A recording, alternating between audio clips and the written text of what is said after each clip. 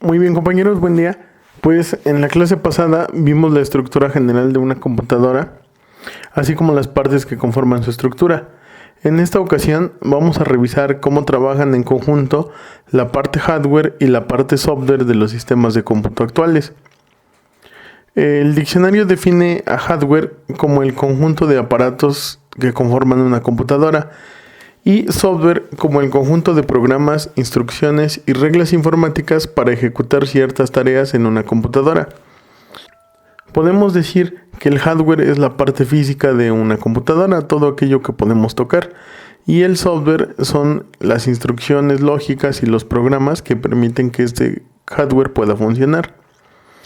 A lo largo del siglo XX se probaron diferentes arquitecturas para diseñar computadoras y a partir de estas pruebas es que se llega a estandarizar el sistema binario para que las computadoras puedan trabajar. Por un acuerdo entre los ingenieros y científicos se designó al 1 la existencia de un pulso eléctrico y se designó como 0 la no existencia de un pulso eléctrico. Por lo tanto, para que una computadora pueda funcionar en sistema binario, la computadora será capaz de reconocer únicamente dos estados físicos: la existencia de pulso eléctrico o la no existencia de él, el 1 y el 0, lo que ahora conocemos como un bit. Y este bit puede tomar esos dos valores, 1 o 0. En cualquier circuito digital, como el que usan las computadoras, el bit 0 puede estar en ocasiones cercano a 0 volts, entre 0 y punto y algo de volts, y el bit 1 está generalmente entre 3 o 5 volts, de forma tal que la tensión o voltaje puede llegar a tener el dígito 0, nunca va a alcanzar un valor alto, y el 1 nunca va a alcanzar un valor bajo. De esta forma, una computadora puede aplicar diversas operaciones binarias para decodificar esta serie de pulsos eléctricos y reconocerlos como bits. Estos bits, el 1 y el 0, se pueden agrupar en palabras de 8 bits y es lo que conocemos como byte. Y los múltiplos de esta unidad pues son los kilobytes, los megabytes y actualmente, por ejemplo, los terabytes. Estos bits la computadora es capaz de reconocerlos y procesarlos como datos, pueden ser texto, imágenes, video, etc. o como instrucciones binarias como sumar, restar, multiplicar, almacenar, etc. Y ahí es importante aclarar que la arquitectura de computadoras se basa en una serie de circuitos electrónicos que deben ser capaces de leer estos pulsos eléctricos a través de las unidades de entrada, almacenarlas en la memoria y procesar todos estos bits a través de un CPU. Originalmente, cuando se empezó a trabajar con el diseño de computadoras, había que programar directamente esta lógica de unos y ceros en los llamados lenguajes de bajo nivel. Pero actualmente nosotros utilizamos programas de aplicación pues muy complejos que nos permiten editar audio, editar video, usar hojas electrónicas de cálculo, usar navegadores web, etc. Y debe haber un intermediario entre la computadora, entre la parte hardware y entre estos programas de aplicación. Vamos a continuación a estudiar un poco más sobre estos términos para comprender más cómo funcionan entonces las diferentes partes y los sistemas operativos. Ya que la arquitectura de computadoras es un diseño conceptual y la estructura operacional fundamental de un sistema de computadoras es un modelo y una descripción funcional de los requerimientos y las implementaciones del diseño de varias partes de una computadora, con especial interés en la forma en que el CPU trabaja, y recuerden que el CPU es el procesador, es la unidad central de proceso, y cómo ésta trabaja internamente y accede a las diferentes direcciones de memoria. Así es que tenemos la microarquitectura del procesador. Todos los procesadores, así como las implementaciones de estos microprocesadores en un chip o multichips, ejecutan los programas realizando la siguiente serie de pasos. El procesador como primer paso tiene que leer una instrucción. Como segundo paso tiene que decodificar la instrucción para saber qué es lo que tiene que hacer. Como tercer paso, debe encontrar cualquier dato asociado que sea necesario para procesar esta instrucción y, de ser necesario, debe ir por este dato a la memoria. Como cuarto paso, realiza el procesamiento de la instrucción a través de su unidad aritmético-lógica y de distintos circuitos que tiene el procesador, y posteriormente escribir los resultados. Esta serie de pasos, que en apariencia parece simple, se complica debido a la jerarquía de la memoria, en la que puede haber memoria caché, memoria principal, almacenamiento no volátil, como por ejemplo los discos duros, almacenamiento flash, como en las memorias USB, y todo esto hace que el proceso sea más lento. Con mucha frecuencia, cuando se pasa a decodificar la instrucción, se origina un retardo en términos de ciclos de CPU, mientras que los datos llegan al bus del computador. De hecho, se sigue investigando intensamente sobre la forma de crear diseños en los procesadores que eviten estos retardos tanto cuanto sea posible. Durante muchos años, una de las metas principales del diseño de microprocesadores ha sido la de ejecutar el mayor número posible de instrucciones de manera paralela, para así aumentar la velocidad efectiva de ejecución de un programa. Al principio, estos esfuerzos crearon estructuras lógicas y de circuitos bastante complejas. De hecho, en un principio, estas técnicas solo podían implementarse en costosos mainframes y supercomputadoras, debido a la enorme cantidad de circuitería necesaria para realizarlas. No obstante, estas técnicas se han podido implementar en chips semiconductores que son cada vez más pequeños. A medida que la fabricación de estos va progresando y avanzando, se han ido también abaratando sus costos. Y bueno, el objetivo es que estos procesadores puedan implementar un gran conjunto de instrucciones, del inglés Instruction Set Architecture, o lo que se conoce como la ISA, que es la arquitectura del conjunto de instrucciones.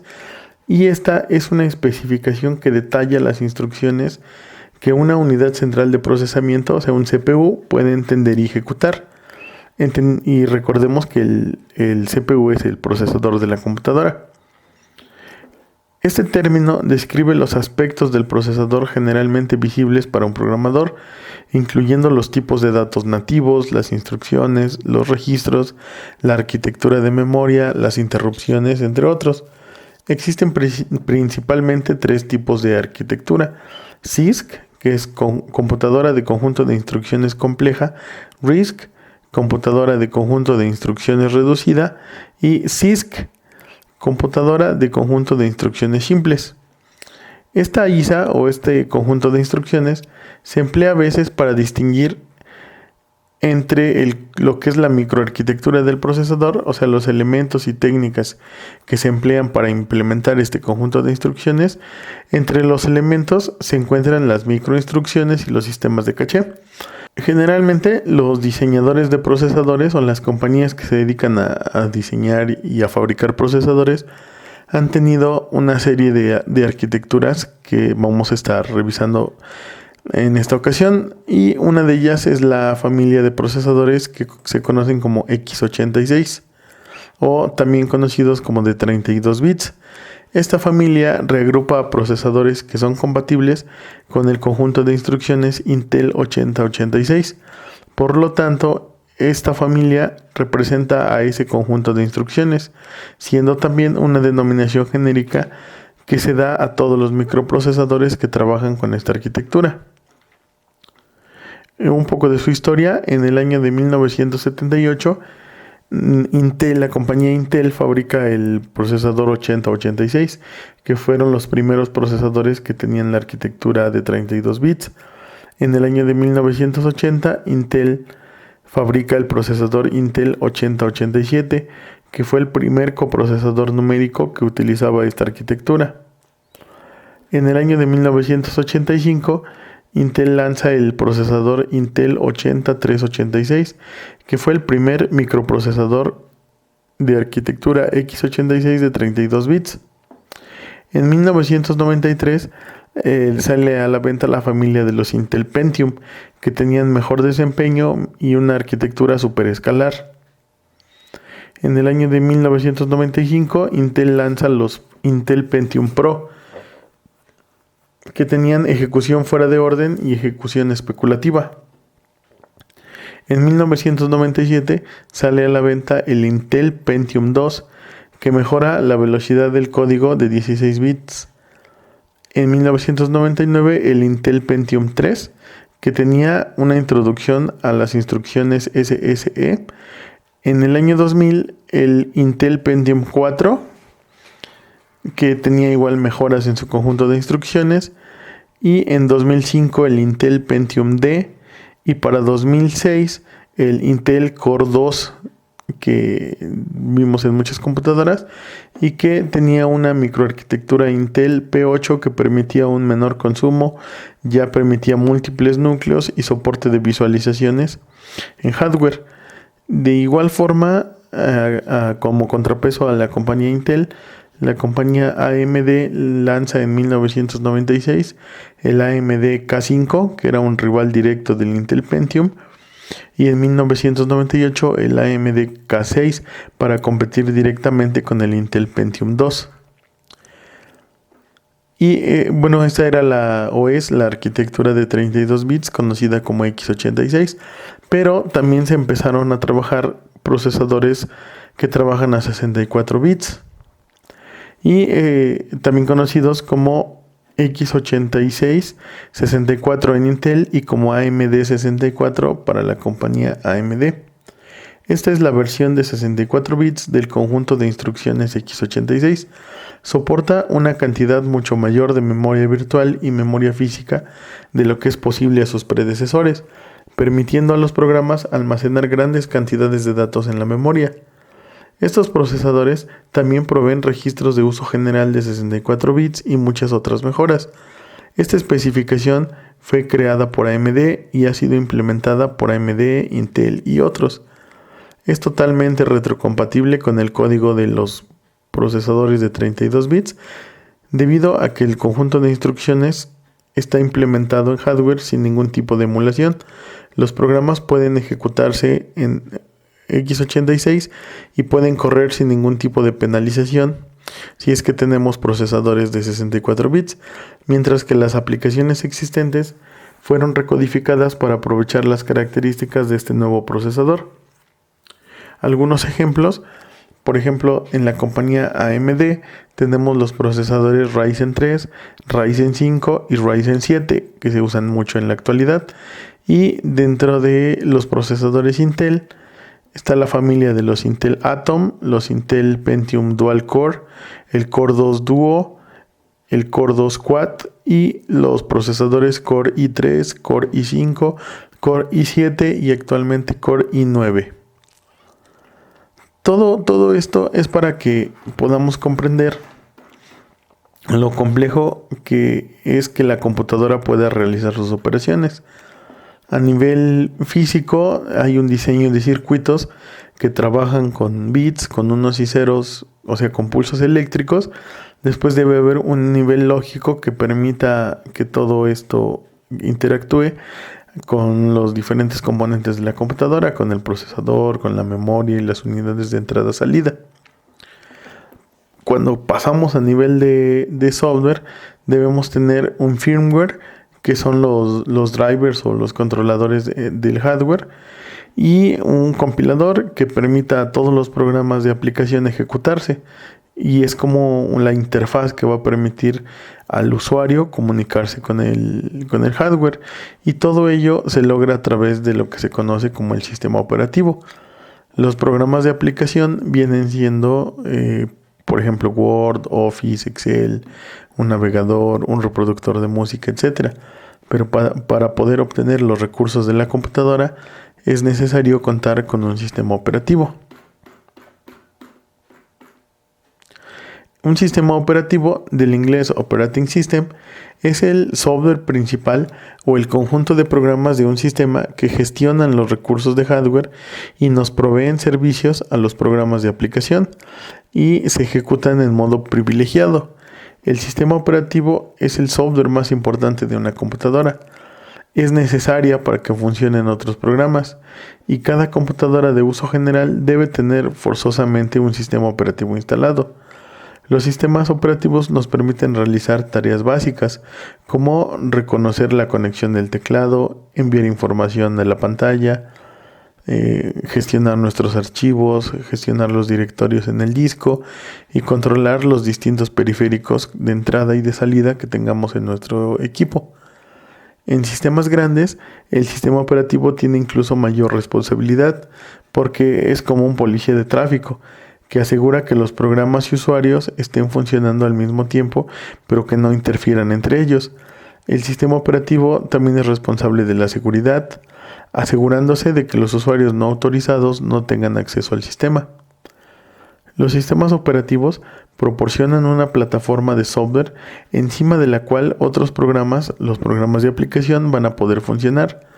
Las aplicaciones se programan para que funcionen encima de un sistema operativo particular.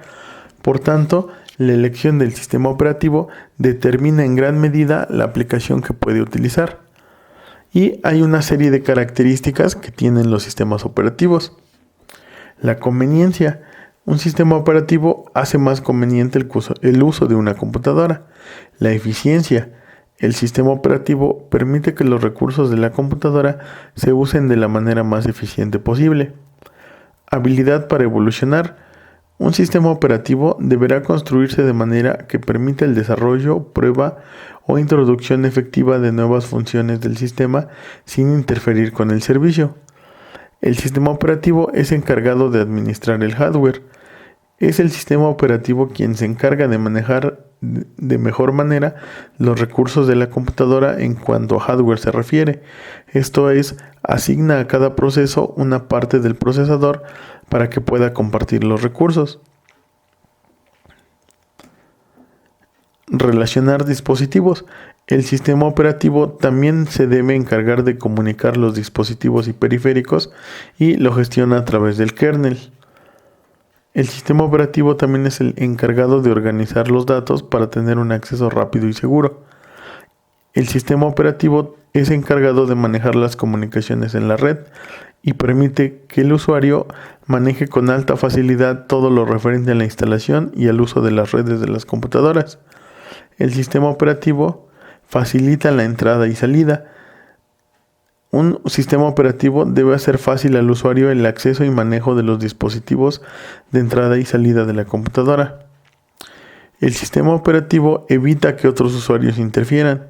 El sistema operativo evita que usuarios se bloqueen entre ellos, informándoles si esa aplicación está siendo ocupada por otro usuario. Y el sistema operativo permite la generación de estadísticas y también permite que puedan compartir el hardware y los datos entre distintos usuarios. Otra tarea del sistema operativo consiste en administrar los recursos de una computadora cuando hay dos o más programas que se ejecutan simultáneamente y que requieren usar recursos al mismo tiempo, como por ejemplo tiempo del CPU, acceso a la memoria o mandar información a las impresoras. Es un sistema multiusuario. Suele ser necesario compartir, además de dispositivos físicos, también información. Al mismo tiempo, debe tenerse en cuenta consideraciones de seguridad. Por ejemplo, existe información confidencial que solo debe ser accesada por usuarios autorizados y un usuario cualquiera no debería ser capaz de sobreescribir áreas críticas del sistema. En este caso, un usuario, que puede ser una persona, un programa u otra computadora, y es por ello que el sistema operativo debe llevar la cuenta acerca de quién está usando qué recursos, otorgar recursos a quienes lo solicitan y arbitrar en caso de que se presenten conflictos. Tareas que realiza un sistema operativo. El sistema operativo realiza la interfaz entre el humano y la computadora. Permite compartir los recursos de hardware entre los usuarios. Permite a los usuarios compartir sus datos entre ellos. Previene que las actividades de un usuario no interfieran en las de los demás usuarios. Facilita el acceso a los dispositivos de entrada y salida. Permite recuperarse de fallas y errores.